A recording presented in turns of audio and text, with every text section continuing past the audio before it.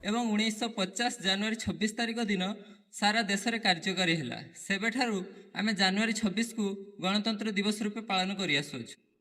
ଆପଣଙ୍କ ମତରେ ଆମ ଦେଶର ଗଣତନ୍ତ୍ର କ'ଣ ସଫଳ ହୋଇଛି କି? ଗଣତନ୍ତ୍ର ଶବ୍ଦର ଅର୍ଥ କ'ଣ? ଗଣ ଶବ୍ଦର ଅର୍ଥ ଲୋକ, ତନ୍ତ୍ର ଶବ୍ଦର ଅର୍ଥ ଶାସନ। ଲୋକମାନଙ୍କ ଶାସନକୁ ହିଁ ଗଣତନ୍ତ୍ର କୁହାଯାଏ। ମାତ୍ର ଆମ ଦେଶରେ ଲୋକମାନଙ୍କୁ ହିଁ ଶାସନ କରାଯାଉଛି, ଯାହାଫଳରେ ଆମ ଭଳି ଗରିବ ଚାଷୀ ମୂଲ୍ୟ ଲୋକମାନେ ପୀଡ଼ିତ ହେଉଛନ୍ତି।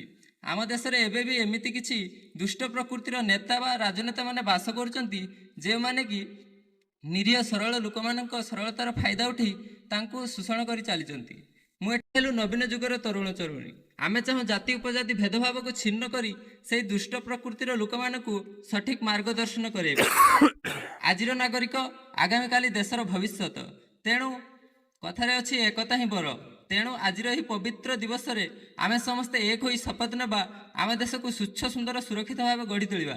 ଦେଶକୁ ସ୍ୱଚ୍ଛ ସୁନ୍ଦର ସୁରକ୍ଷିତ ଭାବେ ଗଢ଼ି ତୋଳିବାକୁ ହେଲେ ସର୍ବପ୍ରଥମେ ନିଜେ ସଚେତନ ହେବା ସହିତ ଅନ୍ୟକୁ ସଚେତନ କରାଇବା ଏବଂ ସଦାସର୍ବଦା ମାତୃପ୍ରେମରେ ଉଦ୍ବୁଦ୍ଧ ହୋଇ ରହିବା। କାହିଁକି ନା ମାତୃଭୂମି ମାତୃଭାଷାର ମମତା ଯାହା ହୃଦୟ ଜନ୍ମି ନାହିଁ, ତାକୁ ଯେବେ ଜ୍ଞାନୀ ଗଣରେ ଗଣିବ ଅଜ୍ଞାନ ରହିବେ କାହିଁ। ସର୍ବଶେଷରେ ମୁଁ ମୋର ବକ୍ତବ୍ୟରେ କୌଣସି ଭୁଲ ତ୍ରୁଟି କରିଥିଲେ ଆପଣ ଆପଣଙ୍କ ଜ୍ଞାନୀ ଗୁଣ କମଳ ହୃଦୟରେ ମୋତେ କ୍ଷମା କରିବେ ବୋଲି ମୋର ଆଶା ଓ ବିଶ୍ୱାସ।